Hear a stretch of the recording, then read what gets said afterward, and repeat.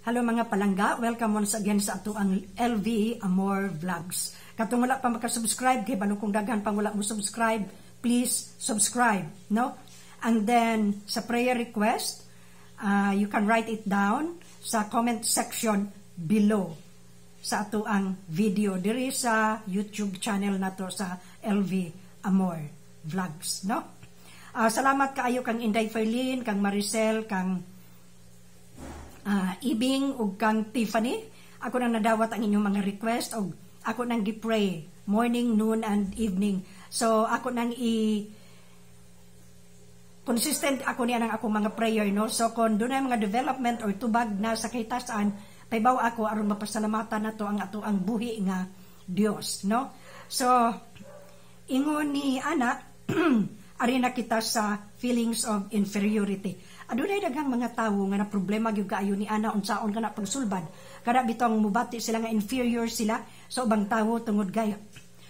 I'm a failure, I'm a loser, I'm not rich, I'm not pretty, I'm not handsome, I'm not intelligent enough, like so and so. So, ug ato kanang in-nurture sa atong kaugalingon na ma-inferior gayud kita sa ato ang tibuok nga kinabuhi.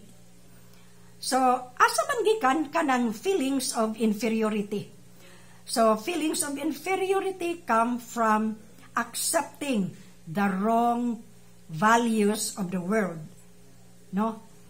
Wrong thinking will lead to wrong actions, and wrong actions to wrong feelings, hangtod nga moabot kita ni anang feelings of inferiority. So, what are the three things that the world value most? Tulo lamang kabutang: physical attractiveness, intelligence, and money.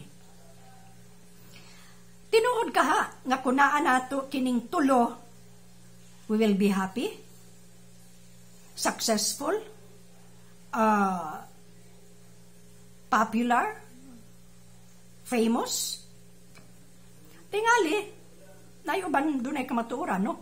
Apan makahatag ba nato kana og joy? Makahatag ba kanato og kalipay?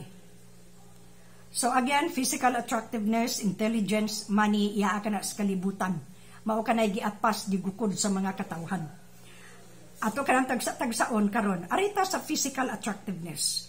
Sa kalibutan, mao kana, no? Apan sa atong Ginoo, matod pabitaw sa 1 Samuel 16:7, man looks at the physical outward appearance of a person. Ang tanawon sa tawo ang outward appearance of a person, but God looks at the heart. Ang atong Ginoo particular ni anang heart issues. Ang ato ang kasing-kasing mo na yung tanawon. Dili na siya particular ng gwapa ba ka, gwapo ba, dili ba niya ang kasing-kasing. So, sa spiritual realm, it's the heart, dili ang outward appearance. Ang intelligence, mingon dayon kita nga, nindot man siya kay bright, man nakatrabaho dayon, nindot man siya kay intelihente, dali dayon makatubag, nahimong beauty queen, kay mauni, no? Nahimo siyang artista because maayo kay siya ni anang mga dialogue nga mga lisod, no, or whatever. So mingon dayon kita nga kanindot ba oy, apat atong mahinungduman nga ang Ginoo wala magpili sa mga bantugan nga mga educator or mga PhD or mga doctorate or mga lawyer or mga unsa pa diha. Ang iyang gipili plain, simple, ordinary people nga mahimo niyang disciple, no? Mahimo niyang apostles. So, iyang gipili ang mga fishermen. Kay nganuman, more on ang atong Ginoo sa mga tawo nga makahibalo makigbisog sa kinabuhi. Kaya ang atong kinabuhi full of trials, full of affliction, brokenness, mga problema. So gusto niya nga ang iyang himuon primero nga mga disipulo inana nga klase sa tawo ug iya kanang nakita sa mga mananagap. I myself saludo ko sa mga fishermen, maay kina sila mo go against kanang the current, kanang tide, kana bitang sulog, kana mga balod, maay kayo ang mga fishermen ni ana. So mao kana ang gipili sa Ginoo, dili kadtong mga intelihente. Katong mga fishermen, ordinary people just like me and you. So ingon ana no, ang opposite sa kalibutan ug sa Ginoo. Ang kalibutan maingon nga kung kwartahan ka, bantugan ka, maayo ka, no? So ingon ana apan ang Ginoo nag-ingon nga ang kabunda sa tawo wala mag-consist sa iyang possession, sa mga material goods nga anaa kaniya. So dili po na tinuod, kay kung tinuod pa wala po untay milyonaryo nga maghikog. Mingon din kita, ana naghikog milyonaryo pagkadaghan. Dili pud ta mo tuo ana kay og tinuod pa na wala ay milyonaryo nga mamatay sa cancer tungod kay naa may kwarta. Apan dili kasulbaran ang kwarta, no, when it comes to health, labi na karong panahon nga daghang nangamatay, daghang nausik kay mahal kaayo ang oxygen. Nga free raman unta ang oxygen nga gihatag sa Ginoo, no? So ingon ana, dili nato ikalimod nga dili tanan mapalit sa salapi. Ang kalipay dili na mapalit sa salapi, no? Ang pagkakontento dili na mapalit sa salapi. So mao kana mga kaigsunan nga dili kita mubati nga inferior kita tungod kay wala kita niining tulo. Unsaon man nato pag kumbate, pagbunal ang feelings of inferiority. So, ang wrong thinking, wrong action, wrong feelings ato kanang pulihan og positive, right thinking, right actions, right feelings. Sa ingon ni ana, mahawas kita gikan yan ng feelings of inferiority. Ang una ni ana mao kanang recognize that you are not alone. Daghan kay inferior aning kalibutan na gyud. Sa atong lakaw-lakaw, sa atong mga ma-encounter nga mga tao sa kinabuhi, makahibalon lang kita nga. Moingon sila nga, siya ibiya ko, inferior baya ko kay dili, ako ra may dili gwapa sa amo, ako ra may dili sa pian, ako ra may dili bright, kana ako mga igsuon mga kuan man achiever tungod kay mga bright sila. So daghan kayo nga atong makita ni ana. So at least malipay na tanga ay dili day kay ako ra usa, daghan di ay, no? So ingon na nang atong feeling nga agi daghan di ay me, dili kay ako ra. So ang ikaduha ni ana mao kanang mga amigo ta, kanang genuine friendship ang atong i-build, no? Dawaton ang irespeto ang atong mga flaws sa ubang tawo, dawaton unsa sila ang ilang pagka inferior, ato ng dawaton ang ilang mga imperfections, no?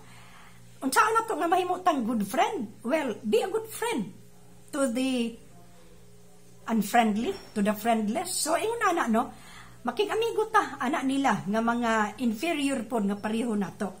Aron ma-build up ta, no? We will build up each other, no? Dayon, kung doon na tayo mga abilidad, ato nang nurture, ato nang i-practice. Kung maayo ta mo kanta, kanta jud. Kung maayo ta mo paint, i-paint. Aron mo excel kita ni anak nga field. Kung maayo ta mo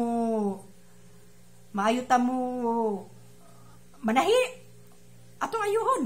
Kung maayo ta nga cook, kinahanglan nga practice. Aron maayo ta nga cook, mulabaw kita sa uban pod nga wala pod ni anak. Kay di man pwede pod na nga wala gitay mahimo, naamagyoy ato ang bitang talent nga mo excel pudta. So ingon ana mga igsuon, no, from wrong thinking, wrong action, wrong feelings, pulihan nato og right thinking, right action, right feelings. Sa akong bahin kanako as PWD since birth, naagyo ko ni anang feelings of inferiority. Pero ako gid nang nagibakwi, ako yung gi-confess sa Ginoo nga Lord, inaani lagi ko, tabangi ko, maluoy ka.